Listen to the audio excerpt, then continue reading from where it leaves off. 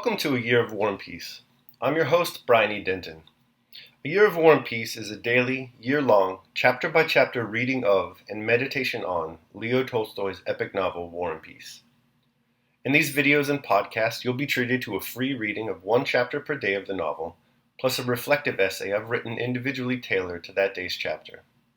These readings are offered for free, though if you'd like to support me, you can do so in one of three ways. First, you could purchase my ebook, A Year of War and Peace. It features the entire novel, plus all of my reflective essays, and it's only $2.99 on Amazon.com. You could also become a patron at patreon.com/BrianEDenton. If you sign up there, you'll receive a sonnet once a month, plus a link to an ebook of my collected sonnets. Finally, if you like, you can make a one-time donation to my PayPal account. The email there is brianedenton@gmail.com. You can also use that email to contact me. I'd be happy to hear from you. Your support is greatly appreciated. Today's reading and reflection is on Chapter 100. Chapter 100. Having returned to the regiment and told the commander the state of Denisov's affairs, Rostov wrote to Tilsit with the letter from the emperor. On the 13th of June, the French and Russian emperors arrived in Tilsit. Boris Drobetskoy had asked the important personage on whom he was in attendance to include him in the suite appointed to stay at Tilsit. "I should like to see the great man," he said, alluding to Napoleon, whom hitherto he, like everyone else, had always called Bonaparte. "You are speaking of Bonaparte?" asked the general, smiling. Boris looked at his general inquiringly and immediately saw that he was being tested.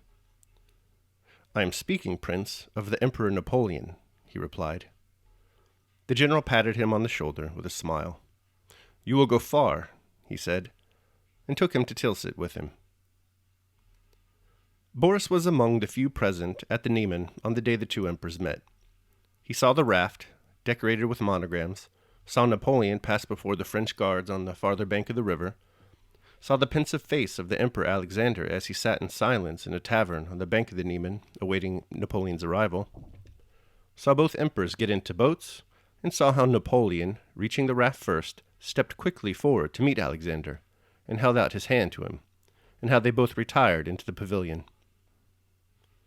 Since he had begun to move in the highest circles, Boris had made it his habit to watch attentively all that went on around him, and to note it down.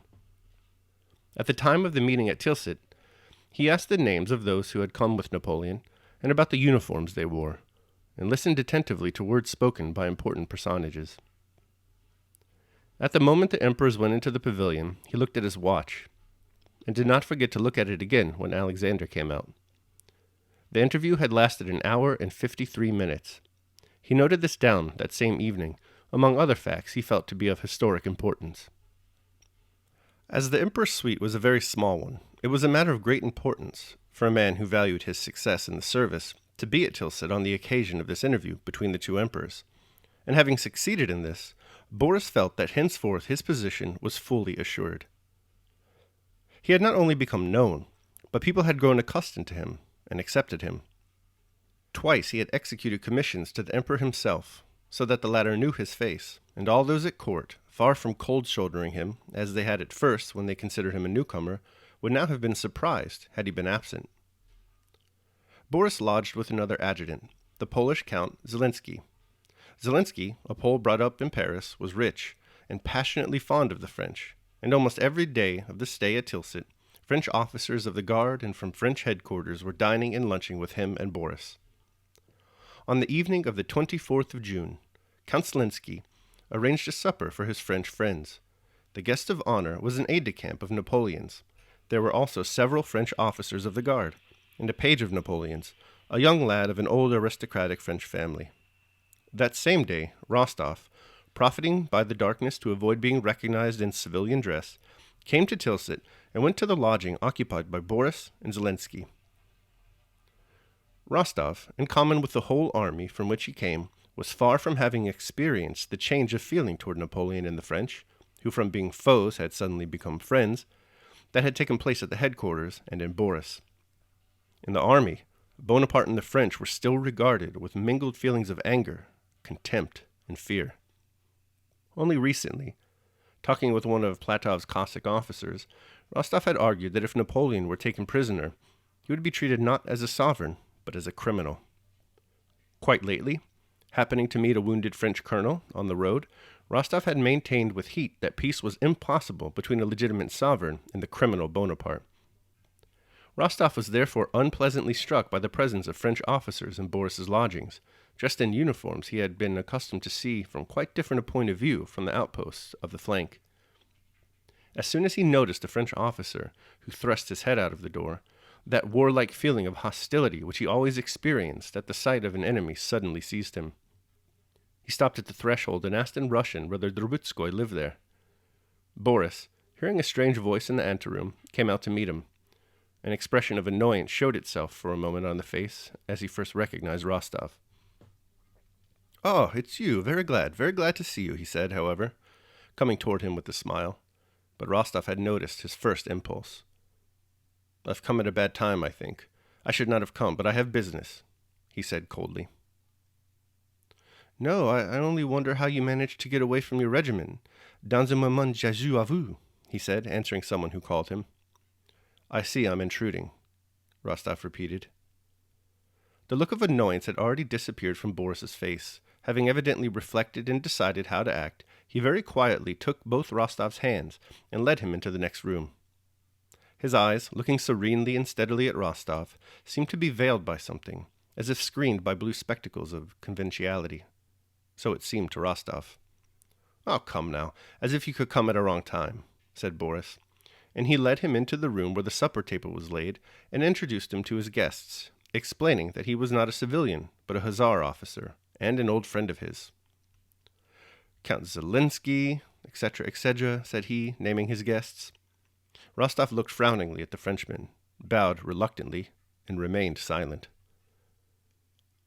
Zelensky evidently did not receive this new Russian person very willingly into his circle, and did not speak to Rostov.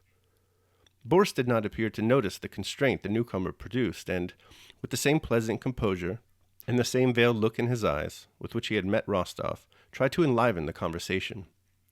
One of the Frenchmen, with the politeness characteristic of his countrymen, addressed the ostensibly taciturn Rostov, saying that the latter had probably come to Tilsit to see the emperor. "No, I came on business," replied Rostov briefly. Rostov had been out of humor from the moment he noticed the look of dissatisfaction on Boris's face, and as always happens to those in a bad humor, it seemed to him that everyone regarded him with aversion, and that he was in everyone's way. He really was in their way, for he alone took no part in the conversation, which again became general. The looks the visitors cast on him seemed to say, "And what's he here for?" He rose and went up to Boris. "Anyhow, I'm in your way," he said in a low tone. "Come and talk over my business, and I'll go away." "Oh, no, not at all," said Boris.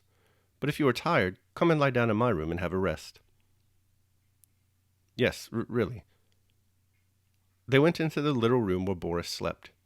Rostov, without sitting down, began at once, irritably, as if Boris were to blame in some way, telling him about Denisov's affair, asking him whether, through his general, he could and would intercede with the emperor on Denisov's behalf, and get Denisov's petition handed in. When he and Boris were alone, Rostov felt for the first time that he could not look Boris in the face without a sense of awkwardness. Boris, his one leg crossed over the other and stroking his left hand with the slender fingers of his right, listened to Rostov as a general listens to the report of a subordinate, now looking aside, and now gazing straight into Rostov's eyes with the same veiled look. Each time this happened, Rostov felt uncomfortable and cast down his eyes. "I've heard of such cases and know that His Majesty is very severe in such affairs. I think it would be best not to bring it before the Emperor, but to apply to the commander of the corps. But in general, I think—" "So you don't want to do anything? Well, then say so," Rostov almost shouted, not looking Boris in the face. Boris smiled. "On the contrary, I would do what I can. Only I thought—" At that moment, Zelensky's voice was heard calling Boris. "Well then, go," said Rostov, and refusing supper and remaining alone in the little room, he walked up and down for a long time, hearing the light-hearted French conversation from the next room. All right, so that concludes my reading of chapter 100. I will now proceed to my reflection on the same. A Year of War and Peace, Day 100. Boris Drubetskoy and the Art of Career Advancement. Boris Drubetskoy knows how to get ahead. He started out with very little, and he's made something for himself. That is something to be admired. Perhaps we've been a little too hard on him at times during A Year of War and Peace. Maybe his role in the novel truly offers us something to think about. That's why today I'd like to separate ourselves, for the most part, from our investigation into the three main families of the novel, Bazukov, Bolkonsky, and Rostov, and focus instead on Boris and how he offers a model of career advancement. The first lesson he offers us is about the power of simply showing up. Boris is always everywhere he needs to be. This is important. He doesn't only show up to where he must be, he shows up where he should be.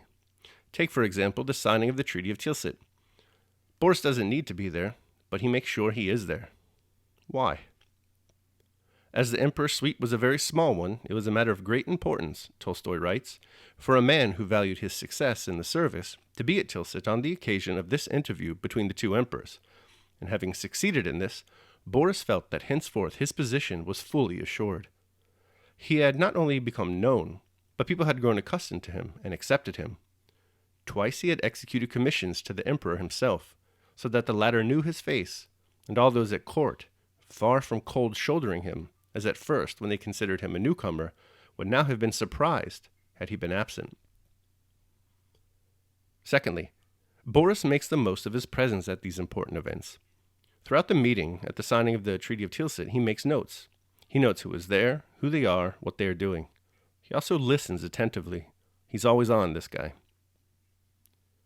Boris is also a go-along-to-get-along kind of guy. For example, now that the peace has been made between the Russians and the French, the attitude of Russian officers towards the French has altered from one of suspicion and contempt to one of reconciliation. In honor of this new change, Boris and his officer friends host a party for one of Napoleon's aides-de-camp. Nicholas Rostov, who shows up to this party, doesn't feel quite the same way about the French. He still views them as the dreaded enemy and doesn't really have any interest in playing the game. This attitude does not make him popular. Even Boris, Rostov's old friend, doesn't appear too happy to see him. Not initially, anyway. Rostov notices this and becomes upset, though, to his credit, he doesn't blow up in anger as much as he has in the past. He's getting better at controlling himself. Boris, most likely realizing that everyone is a contact and potential future help, corrects his initial annoyance at Rostov's appearance and offers his old friend his hospitality, yet another weapon in his arsenal of career advancement. A regular Dale Carnegie, this guy. And so we see that Boris has built up a successful career by showing up, paying attention, playing the game, and treating everyone as a networking opportunity. These are just some of the points in the Boris Drubetskoy School of Career Advancement. Daily meditation. The only thing that stands in our power to achieve is to make the most advantageous use possible of the personal qualities we possess, and accordingly to follow such pursuits only as will call them into play, to strive after the kind of perfection of which they admit, and to avoid every other. Consequently, to choose the position, occupation, and manner of life which are most suitable for their development. Author Schopenhauer, The Wisdom of Life. All right, so that concludes my reading and reflection on Chapter 100 of War and Peace. I hope you liked it. Thanks so much for joining me. Remember that if you'd like to support me, you can do so either by purchasing the ebook, A Year of War and Peace, becoming a patron at patreon.com, or making a one-time donation to PayPal. The links to all that are below.